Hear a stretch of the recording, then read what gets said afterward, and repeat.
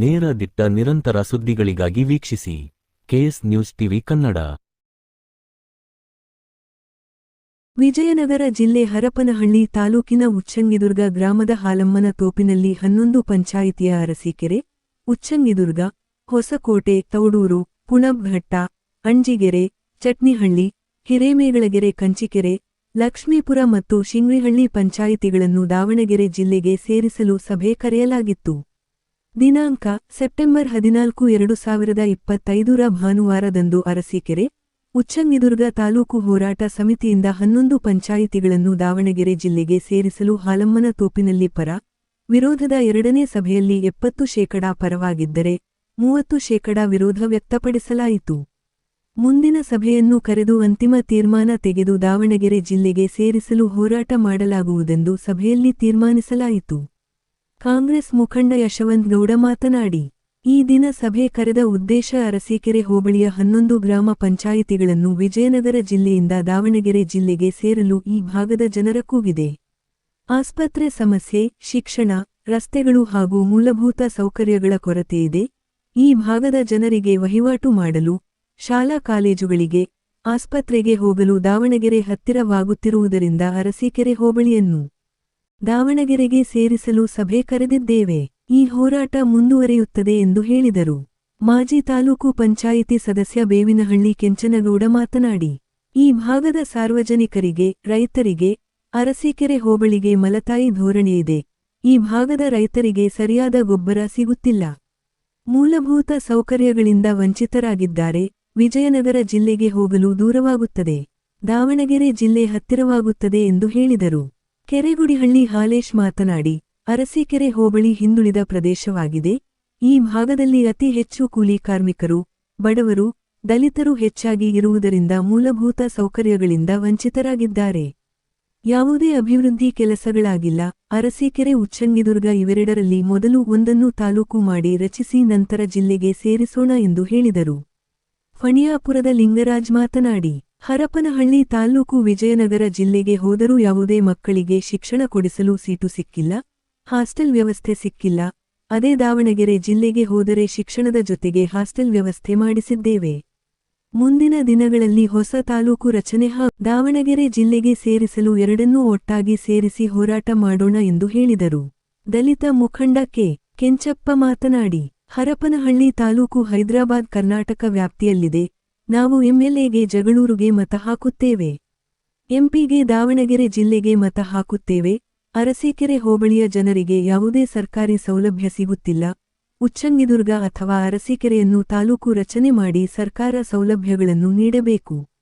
ಹೊಸ ತಾಲೂಕು ಆದ ನಂತರ ಎಲ್ಲಾ ಮುಖಂಡರು ಸೇರಿ ಯಾವ ಜಿಲ್ಲೆಗೆ ಸೇರಿಸಬೇಕೆಂದು ನಿರ್ಧಾರ ಮಾಡೋಣ ಎಂದು ಹೇಳಿದರು. ಇದೇ ಸಂದರ್ಭದಲ್ಲಿ ಮಾಜಿ ತಾಲೂಕು ಪಂಚಾಯಿತಿ ಸದಸ್ಯ ಪಾಟೀಲ್ ಕೆಂಚನಗೌಡ, ಯಶವಂತ್ ಗೌಡ, ಫಣಿಯಾಪುರದ ಲಿಂಗರಾಜ್, ಎಸ್. ಹನುಮಂತಪ್ಪ, ಗುಡಿಹಳ್ಳಿ ಹಾಲೇಶ್, ಚಟ್ನಿಹಳ್ಳಿ ರಾಜಪ್ಪ, ತಳವಾರ್ ಮಂಜಪ್ಪ, ಬಸವರಾಜ್, ಕೆಂಚಪ್ಪ, ಸಿದ್ದಪ್ಪ, ಜಾತಪ್ಪ, ಶರಣಪ್ಪ, ಕಲ್ಲಳ್ಳಿ ಹನುಮಂತಪ್ಪ, ಪೂಜಾರಣ್ಣಪ್ಪ, ಮುರುಗೇಶ್, ಯುವರಾಜ್, ಸಿದ್ದಪ್ಪ, ಬೂದಿಹಾಳು ಸಿದ್ದೇಶ್, ಉಮೇಶ್ ಹಾಗೂ 11 ಹಳ್ಳಿಗಳ ಮುಖಂಡರು ಹಾಜರಿದ್ದರು. ವರದಿ ಮಹೇಶ್, ಅರಸೀಕೆರೆ. ಹಿಂದುಳಿದ ತಾಲೂಕು, ಅತಿ ಹೆಚ್ಚು ನೀರಾವರಿ ಕಡಿಮೆ ಇರತಕ್ಕಂತ ಪ್ರದೇಶ ಮತ್ತು ಎಲ್ಲರೂ ಬಡವರು, ಕೂಲಿ ಕಾರ್ಮಿಕರು, ಅತಿ ಹೆಚ್ಚು ದಲಿತರು ವಾಸಿಸುವ ಪ್ರದೇಶ ಅಂತೇಳಿ ನಮ್ಮ ಹರಪನಹಳ್ಳಿ ಮತ್ತೆ ಕಲ್ಯಾಣ ಕರ್ನಾಟಕದ ಭಾಗಕ್ಕೆ ಸೇರಿದ್ರೆ ಅಲ್ಲಿರ್ತಕ್ಕಂತ ಕಾಮಗಾರಿಗಳಾಗಿರ್ಬೋದು, ವಿದ್ಯಾರ್ಥಿ ಜನರಿಗಾಗಿರ್ಬೋದು, ಉದ್ಯೋಗ ಆಗಿರ್ಬೋದು, ಹಾಗಾಗಿ ಸೇರಿದ್ರೆ ಅನುಕೂಲ ಅಂತೇಳಿ ಅಲ್ಲಿರ್ತಕ್ಕಂತ ಎಲ್ಲಾ ಸಂಘಟನೆ, ಎಲ್ಲಾ ರಾಜಕೀಯ ಪಕ್ಷದವರು ಸೇರಿ ಪಕ್ಷಾತೀತವಾಗಿ, ಪ್ರಗತಿ ಪರವಾಗಿ ದೊಡ್ಡ ಮಟ್ಟದಲ್ಲಿ ಹೋರಾಟ ಮಾಡಿ ಅತಿ ಹೆಚ್ಚು ನಮ್ಮ ಅರಸೀಕೆರೆ ಹೋಬಳಿಲೆ ಅತಿ ಹೆಚ್ಚು ಹೋರಾಟ ಮಾಡಿ ಕಲ್ಯಾಣ ಕರ್ನಾಟಕಕ್ಕೆ ಅನುಕೂಲ. ನಮಗೆ ಬಳ್ಳಾರಿ ಅಂತ ಪ್ರಶ್ನೆ ಅಲ್ಲ, ಕಲ್ಯಾಣ ಕರ್ನಾಟಕದ ಭಾಗ ಸೇರಿ ಅನುಕೂಲ ಆಗುತ್ತೆ ನಮ್ಮ ಮುಂದಿನ ಭವಿಷ್ಯಕ್ಕಾಗಿ ಅಂತೇಳಿ ದೊಡ್ಡ ಮಟ್ಟದಲ್ಲಿ ಹೋರಾಟ ಮಾಡಿ ಕ್ರಾಂತಿಕಾರಿ ರಾಜಕಾರಣಿಯಿಂದ ಕೂಡ ಒತ್ತಾಯ ಮಾಡಿ ಆಗಿನ ಎಂಪಿ ರವೀಂದ್ರ ಅವರು ವಿಧಾನಸೌಧ ಒಳಗಡೆ ಹೋರಾಟ ಮಾಡಿದ್ರು. ಎಲ್ಲಾ ರೈತರು, ಕಾರ್ಮಿಕರು, ಎಲ್ಲಾ ಸಂಘಟನೆ ಸೇರಿ ಹೋರಾಟ ಮಾಡಿ ಪ್ರತಿಫಲವಾಗಿ ಹೈದರಾಬಾದ್ ಕರ್ನಾಟಕಕ್ಕೆ ಬಳ್ಳಾರಿ ಸೇರಿ ಆಮೇಲೆ ಮತ್ತೆ ಕೆಲವೇ ದಿನಗಳಲ್ಲಿ ದೊಡ್ಡ ಜಿಲ್ಲೆ ಆಗಿದೆ ಅಂತೇಳಿ ಮತ್ತೆ ವಿಜಯನಗರ ಜಿಲ್ಲೆ ಆಯ್ತು. ಅದು ನಾನು ಒಬ್ಬ ರಾಜಕಾರಣಿ, ಯಾವುದೇ ಪಕ್ಷನ ನಾನು ಟೀಕೆ ಮಾಡಕ್ ಹೋಗಲ್ಲ, ಯಾವುದೇ ವ್ಯಕ್ತಿನ ಟೀಕೆ ಮಾಡಕ್ಕಲ್ಲ. ಒಬ್ಬ ರಾಜಕಾರಣಿ ಜನರ ನಾಡಿ ಮಿಡಿತ ಅಂತೇಳಿ ಮಾತಾಡೋದು ಉಚ್ಚಂಗಿದೂರು ಭಾಗದವರು. ಇಲ್ಲಿ ಇವತ್ತು ಹಾಲುವಂತುಪ್ಪಲ್ಲಿ ನಾವೆಲ್ಲ 11 ಪಂಚಾಯತಿ ಜನ ಕೂಡ ಸೇರಿದ್ದೀವಿ. ಉದ್ದೇಶ ಏನು, ನಮಗೆ ವಿಜಯನಗರ ಜಿಲ್ಲೆ ಬೇಡ, ಈ ಅರಸೀಕೆರೆ ಹೋಬಳಿಯನ್ನು ದಾವಣಗೆರೆ ತಾಲೂಕಿಗೆ ಸೇರಿಸಿ ಅನ್ನೋದು ಜನದೊಂದು ಕೂಗಿದೆ. ಆ ಕೂಗು ಉದ್ದೇಶ ಏನು, hospital problem, district court problem, ಸುಮಾರು ಪ್ರಾಬ್ಲಮ್, ಎಜುಕೇಷನ್. ಇಲ್ಲಿ ನಮ್ಮ 371 ಜೆಯಲ್ಲಿ ನಾವು ನಮ್ಮ SC/ST ಜನಾಂಗದವರಾಗಿರ್ಬೋದು, ಜನರಲ್ ಜನಾಂಗದವರಾಗಿರ್ಬೋದು 70% ತೆಗೆದ್ರೆ ಅದೇ ನಮ್ಮ ದಾವಣಗೆರೆಲಾದರೆ 58% ಸಿಗ್ತದೆ ನಮ್ಮ ಅದೇ ಬ್ಯಾಕ್ವರ್ಡ್ ಕಮ್ಯುನಿಟಿಯವರಿಗೆ. ಮತ್ತು ನಮ್ಮ ಜನಾಂಗದವ್ರಿಗೂ ಸಿಗ್ತದೆ. ಹಾಸ್ಟೆಲ್ಲು ಇವತ್ತೆಲ್ಲ ಇಲ್ಲಿ ಹಳ್ಳಿ ಜನ ಓದ್ತಾ ಇರೋದು ದಾವಣಗೆರೆಯಲ್ಲೇ. ಹಾಗಾಗಿ ನಾವು ಬಟ್ಟೆ ತರೋದು ದಾವಣಗೆರೆಯಲ್ಲೇ, ಬಂಗಾರ ತಗೊಳ್ಳೋದು ದಾವಣಗೆರೆಯಲ್ಲೇ, ಸಂತೆ ಮಾಡೋದು ದಾವಣಗೆರೆ, ಸಾಲ ಮಾಡೋದು ದಾವಣಗೆರೆಯಲ್ಲೇ. ಹಂಗಾಗಿ ಪ್ರತಿಯೊಬ್ಬರು ಇಲ್ಲಿ ವಹಿವಾಟು ಇರ್ತಕ್ಕಂಥದ್ದೆಲ್ಲ ಜನ ಈ 11 ಪಂಚಾಯತಿ ಜನ ಕೂಡ ದಾವಣಗೆರೆಯಲ್ಲೇ ಇದ್ದಾರೆ. ಅದಕ್ಕೆ ಇದು ಎಲ್ಲ ಸುಮಾರು 1,000 ಜನ ಸೇರಿದ್ವಿ ಇವತ್ತು. ಈ ಹೋರಾಟ ಮುಂದೆ ಒರೆಯುತ್ತೆ. ನಮಗೆಲ್ಲ ಈ ಡಿಸ್ಟ್ರಿಕ್ಟ್ ಮಿನಿಸ್ಟರ್ ಆಗಿರ್ಬೋದು, MP ಮೇಡಮರ್ ಆಗಿರ್ಬೋದು, ನಮ್ಮ ದೇವೇಂದ್ರಪ್ಪರ ಆಗಿರ್ಬೋದು, ಲತಾ ಮಲ್ಲಿಕಾರ್ಜುನವರು ಆಗಿರ್ಬೋದು, ಜಮೀರ್ ಅಹಮದ್ ಆಗಿರ್ಬೋದು, ನಮಗೆ ವಿಜಯನಗರದಿಂದ ಇಲ್ಲಿದ್ದ ಬೀಳ್ಕೊಡುಗೆ ಕೊಟ್ಟು ನಮ್ಮ SS ಮಲ್ಲಣ್ಣವರು ದಾವಣಗೆರೆಗೆ ಸೇರಿಸ್ಕೋಬೇಕಂತ ಎಲ್ಲ ಮನಸ್ಪೂರ್ವಕವಾಗಿ ಕೇಳ್ಕೊಳ್ತೇವೆ ಅಂತ ಹೇಳ್ತಾ ನನ್ನ ಮಾತುಗಳು ಮುಗಿಸ್ತೇನೆ. ನಮಸ್ಕಾರ. ಅಂತೇಳಿ ಉಚ್ಚಂಗಿದುರ್ಗ. ಇವತ್ತು ನಾವು ಹೈದರಾಬಾದ್ ಕರ್ನಾಟಕ ಹರಪನಹಳ್ಳಿ ತಾಲೂಕಿನಲ್ಲಿದ್ದೀವಿ. ಆದರೂ ಕೂಡ ಇವತ್ತು ಜಗಳೂರಿಗೆ ನಾವು ಓಟ್ ಹಾಕಬೇಕು, MP ಅವ್ರಿಗೆ ಬಂದು ದಾವಣಗೆರೆಗೆ ಓಟ್ ಹಾಕಬೇಕು. ಆದರೆ ಯಾವುದೇ ಥರದ್ದು ನಮ್ಮ ಅರಸೀಕೆರೆ ಹೋಬಳಿಯವರಿಗೆ 11 ಪಂಚಾಯತಿಗೆ ಯಾವುದೇ ಥರದ ಬೆನಿಫಿಟ್ ಇರಲ್ಲ. ಅದರಲ್ಲಿ 7 ಗ್ರಾಮ ಪಂಚಾಯತಿಗಳಿಗೆ ಯಾವುದೇ ಥರದ ಸರ್ಕಾರದ ಸೌಲಭ್ಯಗಳಿರಲ್ಲ.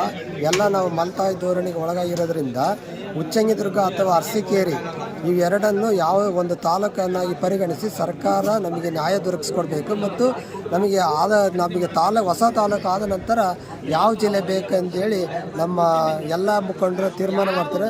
ಆದ ಕಾರಣ ನಾವು ಉಚ್ಚಂಗಿದುರ್ಗದಲ್ಲಿ 15,000 ಜನಸಂಖ್ಯೆ ಇರೋದ್ರಿಂದ, ಇಲ್ಲಿ ಐತಿಹಾಸಿಕ ಸ್ಥಳ ಆಗಿರೋದ್ರಿಂದ ಈ ಕ್ಷೇತ್ರವನ್ನು ತಾಲೂಕು ಕೇಂದ್ರವನ್ನಾಗಿ ಪರಿಗಣಿಸಬೇಕೆಂದು ಇವತ್ತು ಉಚ್ಚಂಗಿದುರ್ಗದಲ್ಲಿ 11 ಪಂಚಾಯತಿ ಜನ ಸೇರಿ ನಾವು ಸಭೆ ನಡೆಸಿರ್ತೇವೆ. ಅದರಲ್ಲಿ ನಿರ್ಣಾಯಕವಾಗಿ ಉಚ್ಚಂಗಿದುರ್ಗ ತಾಲೂಕು ಹೋರಾಟ ಅಥವಾ ಅರಸೀಕೆರೆ ತಾಲೂಕನ್ನು ಮಾಡಬೇಕಂತೇಳಿ ಹೋರಾಟ ಮಾಡಬೇಕಂತೇಳಿ ನಾವು ನಿರ್ಣಯ ತೊಗೊಂಡಿರ್ತೇವೆ.